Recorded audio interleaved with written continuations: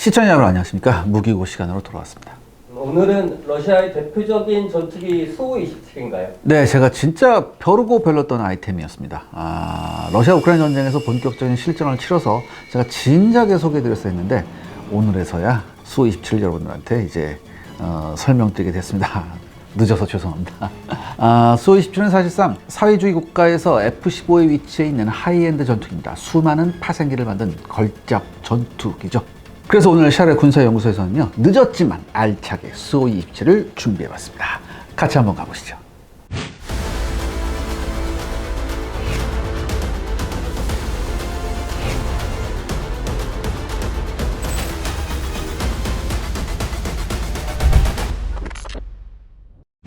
개발 배경은 어떻게 되나요? 네, 이 수-27은요, 소련 방공군이 그동안 운용해왔던 이 T-128 피델러라고 있어요. 이거하고 수-25 플라곤, 그 다음에 야크-18P 파이어바를 대신할, 제가 말씀드린 요 세 가지 기종이 요격기였거든요. 근데 요런 거를 대신할 장거리 요격기에 관한 설계 계약이 이 수이 설계구에 주어진 것이 계기가 됐습니다. 그래서 1969년부터 구상, 그리고 검토가 시작된 그런 항공기예요. 이 수호이 설계국이 구상한 이 신형 전투기는요, 초기부터 수호이 24 팬서와 같은 공격기의 장거리 어모 및 전투기나 폭격기를 공격하는 미그 29를 보조해서 전선보다 훨씬 전방에서 공중급유기나 에이왁스기 등과 같은 중요 적성기의 항공기를 공격하는 전투기로서 설계가 됐습니다. 그러니까 조금 약간 좀 제한적인 그런 임무였어요. 한정적인 임무였는데, 그리고 1966년 3월에 탐색 개발이 시작됩니다. 그리고 탐색 개발이 시작된 지 3년 후였습니다. 소련 공군은요, 미국이 고전하고 있던 베트남 전쟁의 교훈을 고려해서요, 보조적인 전투기가 아닌 제공권 확보를 위한 새로운 전투기를 개발하는 것으로 방향을 선회합니다. 그래서 공식적으로는 1971년 3월 3일에 비로소 그 설계 작업이 시작이 됐죠. 특히 초기 개념 설계 단계에서요, 수호이 설계구의 개발자들은요, 소련 공군의 항속거리 요구사항 때문에 난관에 봉착합니다. 왜냐? 이 러시아 땅이 워낙 넓잖아요. 그러니까 워낙 넓다 보니까 이 러시아의 영공방위를 수행하려면 당연히 이런 요격기의 행동 반경도 어떻게 돼야 돼? 넓어야 되거든요. 그렇기 때문에 이 수호이 설계구의 신형 전투기 개발 책임자들은요, 공기 역학적으로 우수한 형상을 아주 고집합니다. 그러니까 기동 성능 향상보다는 양력 효율이 좋은 형상을 채택해서 항속거리를 늘리려고 했던 거죠. 그리고 각고의 노력 끝에 수호이 설계구에서 T-10-1이라 불린 최초의 프로토타입이 1977년 5월 20일에 주코프스키 비행장에서 드림 테스트 파일럿인 블라디미르 일리슈니의 조종으로 최초 비행에 성공하게 됩니다. 참고로 이 일리슈니안 파일럿은요, 소련 내에서 아주 전설적인 파일럿입니다. 이때까지 이 사람이 조종한 항공기는요, 거의 모든 소련 항공기를 비롯해서 미국제 B-25 미첼 폭격기, 그 다음에 노스로브 F-5E, 그 다음에 세스나 A-37 외에 시크로스키의 헬리콥터 한 종류를 포함해서요, 무려 143개에 달했어요. 아무튼 이 T-10-1은요, 수-27의 엔진과 동일한 AL-21F3 엔진을 탑재하고 있었습니다. 이 설계팀은요, 동체 앞부분과 주익이 하나로 되어서 일종의 양력 발생체가 된 러시아판 일체형 기체를 채용하기로 결정했죠. 그러니까 이거 여러분들 이 사진 보시면 아마 잘 아실 텐데, 이런 동체는요, 미국의 F-16에도 적용이 된 그런 거예요. 그러니까 그 어깨 부분 그 스트레이크가 좀 넓게 돼서 양력 받기가 굉장히 좋거든요.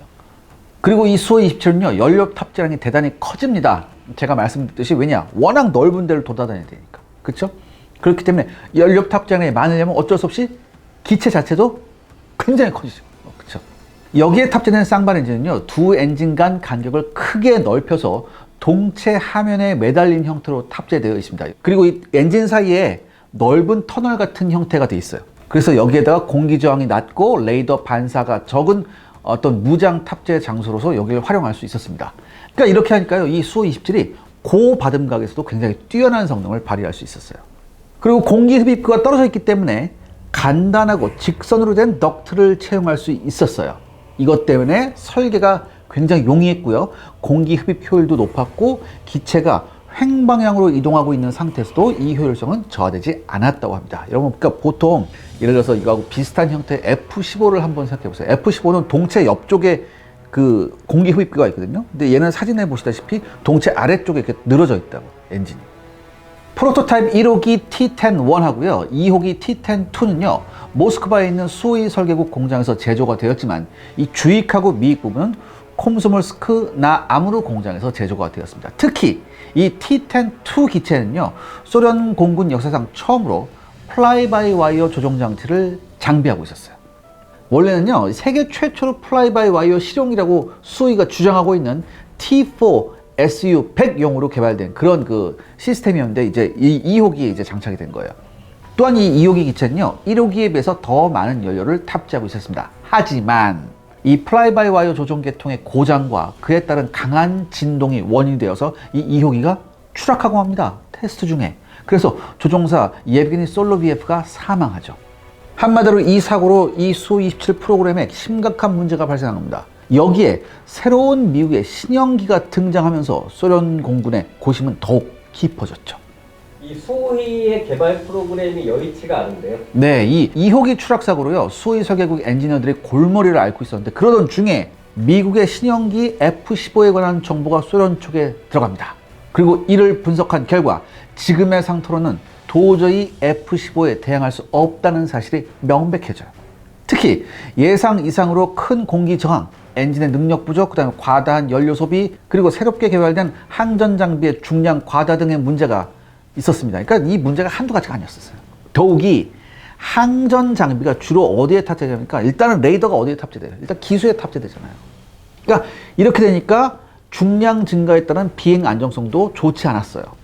결국 수호의 신형 전투기는요, 근본적으로 재설계될 필요가 있었습니다. 그런데 당시의 수호이 설계국은요, 지상 공격기인 수호이 25를 동시에 생산하고 있었어요. 그래서 소련 공군이 아주 우려를 표합니다. 너네 이거 설계 막 이렇게 재설계하고 막 이러다가 이거 생산 차질 빚으면 어떡하냐, 수호이 25. 그랬거든요. 그래서 결국 수호이 25 공격기의 생산에 영향을 주지 않을 것을 조건으로 수호이 설계국은 재설계를 허가받죠. 그래서 수호이 설계국은요, 모스크바 공장에서 제조 중이었던 최신의 프로토타입기가 있었어요. 두 대를 이제 만들고 있었는데, 이게 T-10-7하고 T-10-8인데, 이걸 완전히 새로운 기준으로 제조합니다. 재설계는 미하일 시모노프 감독하에 실시되었고요. 재설계된 형태는 시모노프의 이니셜인 S를 따서 T-10S라고 불리게 됩니다. 이 재설계의 가장 중요한 과제는 주익의 전면적인 개량이었습니다. 그러니까 항전 장비가 가득 찬 기수에 좀 더 많은 양력을 실을 수 있게 개조가 된 거죠. 또한 동체도 크게 재설계됐고요. 레이더 돔이 커지고 앞쪽 동체의 단면적은 작아진 한편 조종석 바로 뒤에 단면적이 커지고요. 높이가 낮아졌습니다. 여기에 수직미익은 면적이 커졌고요. 외측의 수평미익을 지탱하고 있는 붐 위로 이동하게 되죠. 그리고 동체 하면의 에어브레이크 겸 메인 랜딩 기어 도는요, 수평미익의 격심한 진동을 일으키는 원인으로 판명이 됩니다. 그러니까 한마디로 랜딩 기어 커버가 에어브레이크 역할까지 하라고 한 거예요. 그래서 여기에 문제가 있는 걸 발견하고 나서는 어떻게 됐냐? F-15와 같은 형태의 2.6제곱미터의 에어브레이크를 동체 중앙 상면에 부착하게 됩니다. 덕분에 메인 랜딩 기어도 재설계하고 나서요. 그리고 나서 이제 이 진동이 없어졌어요. 이 첫 번째 시제기인 T-10-1에는요, 엔진 노즐 사이에 짧고 폭이 넓은 평평한 비버 테일이 있어서요, 유선형 페어링으로 덮여져 있었지만, 이 T-10S에서는요, 이것이 상당히 긴 원통형의 테일붐으로 교환이 됐습니다.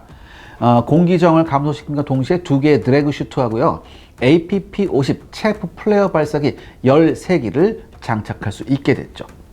이 T-10S의 초도 비행은요, 역시 블라디미르 일류신의 조종에 의해서 1981년 4월 20일에 실시가 됩니다. 이걸 타보고 나서 이 사람이 뭐라고 했냐?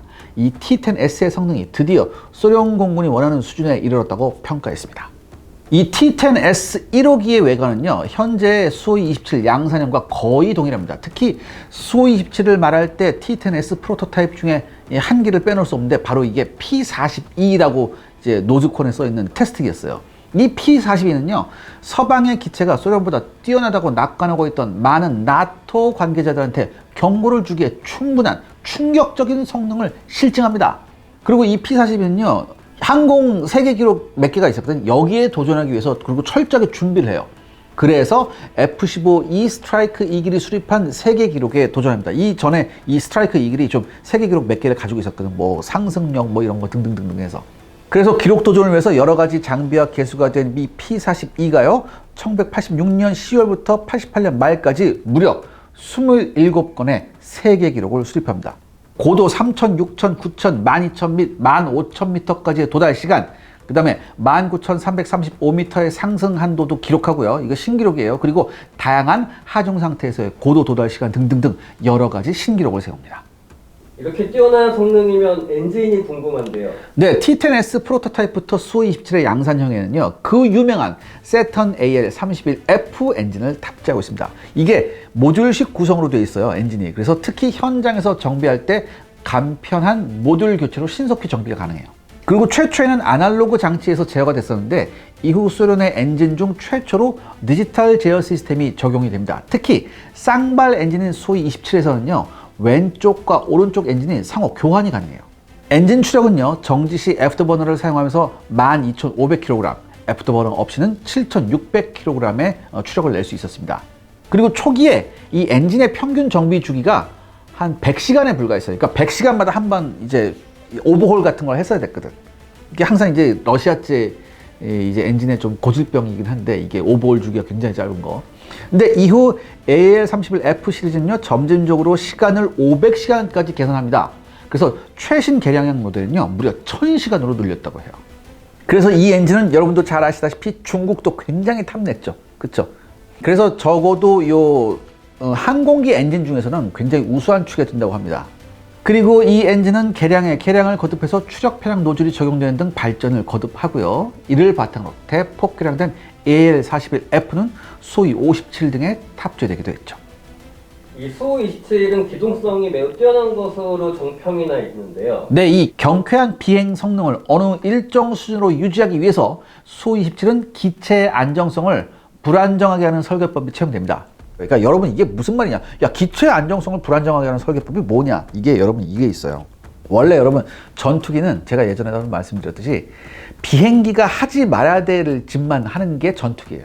그래서 양력을 많이 받으려면 원래 여객기 같이 날개가 길어야 되거든요. 글라이더 같이. 근데 그게 아니라 이제 뭐 날개에다 무장도 달고 그래야 되니까 어쩔 수 없이 뭐 날개도 뭐 좀 두껍고 이렇게 만들어두는데, 그러니까 이 경쾌한 기동성, 현란한 기동성을 위해서는요, 사실 항공역학적으로는 안정성과는 좀 거리가 먼 그런 설계를 해야 되나 봐요.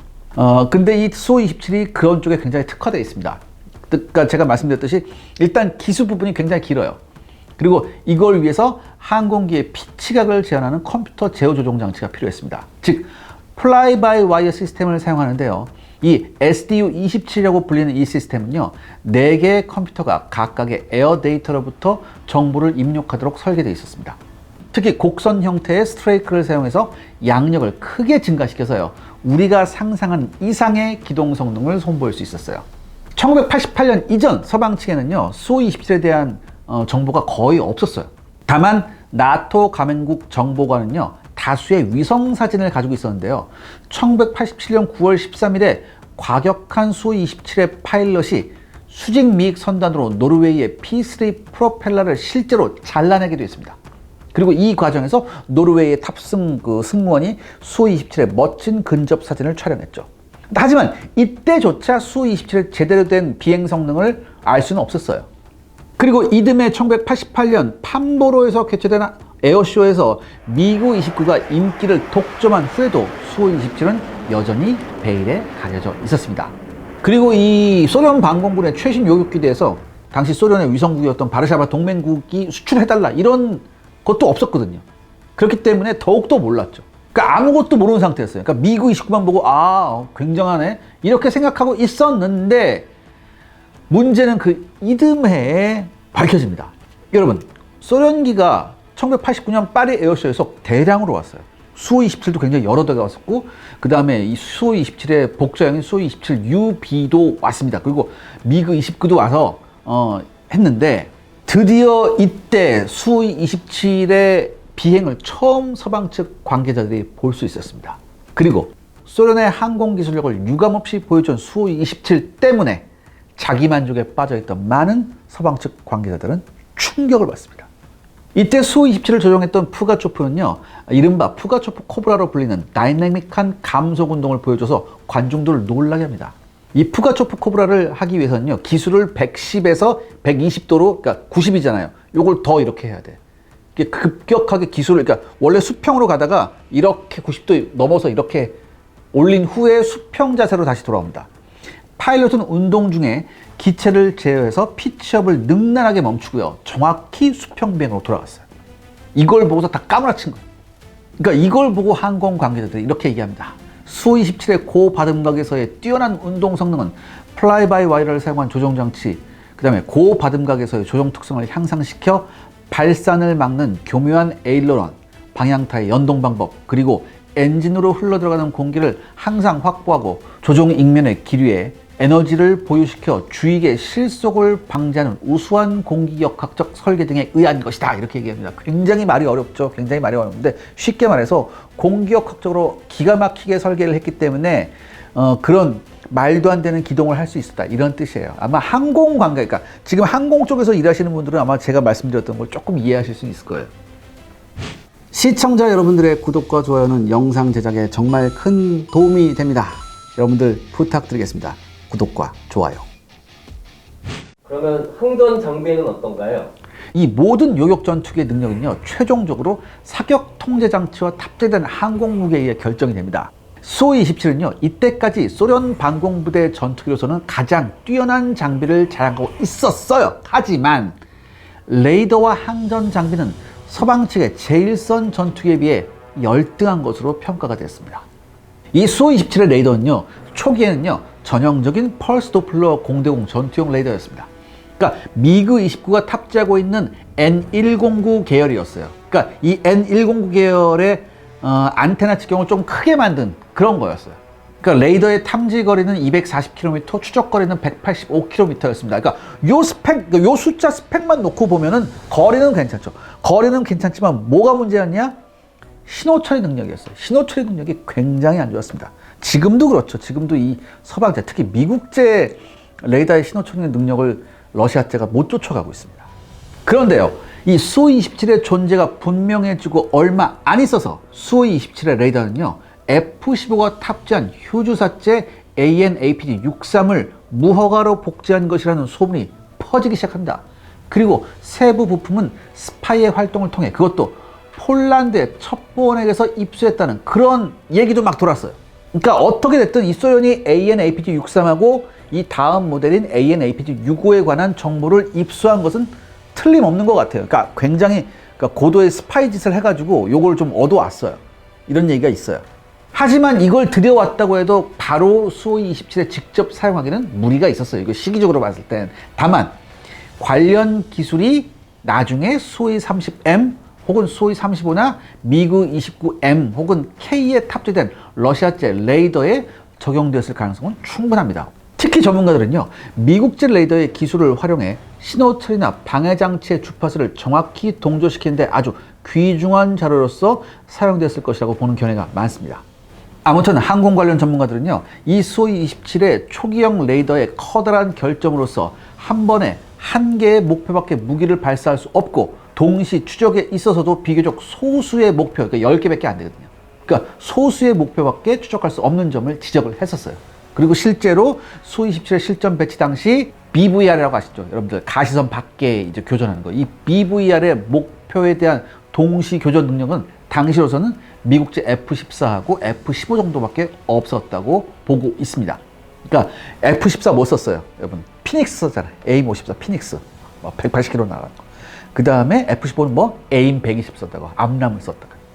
그러니까 요 정도 미사일이 없었다는 얘기지. 그러니까 요 정도 미사일, 그러니까 미사일 멀리 나가는 건 만들 수 있을 때 이거를 뭐예요? 먼 거리까지 통제해서 목표에 추적해서 맞출 수 있는 능력이 없었다는 얘기죠. 특히요, 레이더의 동시 다목표 추적에 의한 동시 다목표 미사일 발사 능력이 없는 것은요, 굉장히 심각한 문제였어요. 특히 소련이 소프트웨어 기술이 굉장히 저열했거든요. 이것 때문에 데이터 처리 능력이 굉장히 부족했습니다. 그래서 레이더가 하나의 목표에 록온을 하는 도중에 다른 목표를 수색 추적할 수 없었어요. 이때까지만 해도. 따라서 수-27의 레이더 추적 능력을 보조하는 것으로서 뭘 썼냐? OEPS-27 IRST를 탑재하게 됩니다.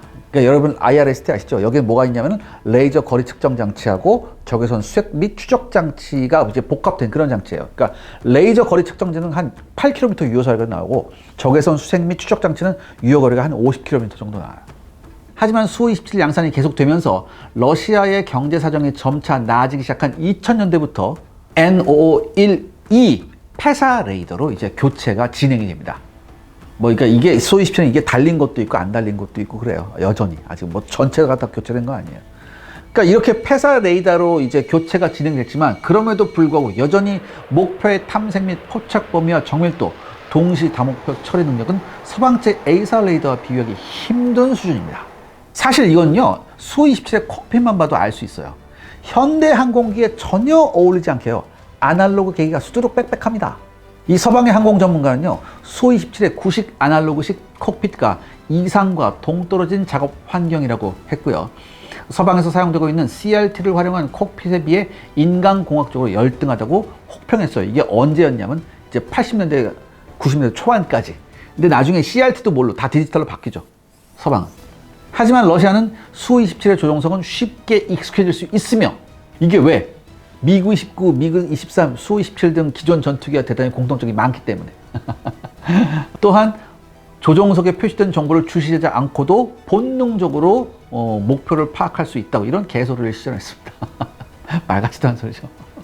어찌됐든 수-27의 파일럿은요, 서방 항공기의 헤드업 디스플레이에 통상 표시되는 조종, 항법 및 무장 조준 정보 외에 레이더 화상이나 IRST 데이터까지 표시되는 다용도 헤드업 디스플레이를 사용하고 있어요.